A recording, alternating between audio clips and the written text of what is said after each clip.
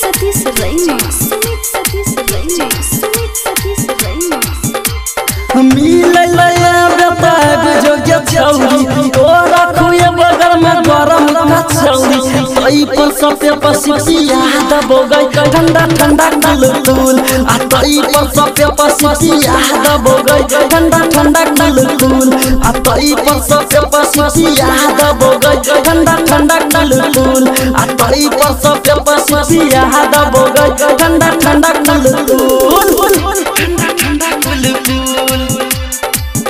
ठंडा ठंडा ठंडा ठंडा ठंडा ठंडा कुलकुल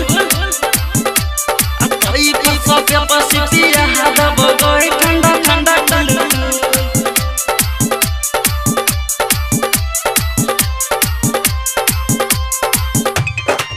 presented by Chand Recording Studio भेजा रोड बरसाम।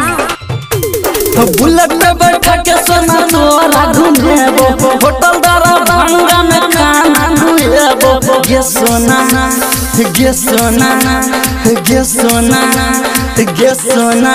हां बुलेट पे बैठा के सोना तोरा घूमेबो होटल मधुबनी में खाना खुएबो आई पर सबे पसीती याद बोगई ठंडा ठंडा कुलकुल आ तई पर सबे पसीती याद बोगई ठंडा ठंडा कुलकुल आ तई पर सबे पसीती याद बोगई ठंडा ठंडा कुलकुल आ तई पर सबे पसीती याद बोगई ठंडा ठंडा कुलकुल ठंडा ठंडा कुलकुल ठंडा ठंडा ठंडा ठंडा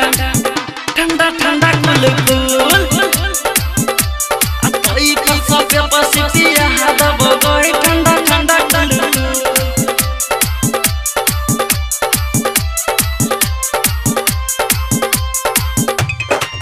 presented by Chand Recording Studio भेजा रोड बरसाम। लहंगा लिपस्टिक लाली पाउडर किन देबो शंकर सिनेमा में पिक्चर देखेबो गे सोना गे सोना गे सोना गे सोना हां लहंगा लिपस्टिक लाली पाउडर किन देबो शंकर सिनेमा में पिक्चर देखेबो तई पर सबे पसीती याद बोगई ठंडा ठंडा कुलकुल आ तई पर सबे पसीती याद बोगई ठंडा ठंडा कुलकुल आ तई पर सबे पसीती याद बोगई ठंडा ठंडा कुलकुल आ तई पर सबे पसीती याद बोगई ठंडा ठंडा कुलकुल।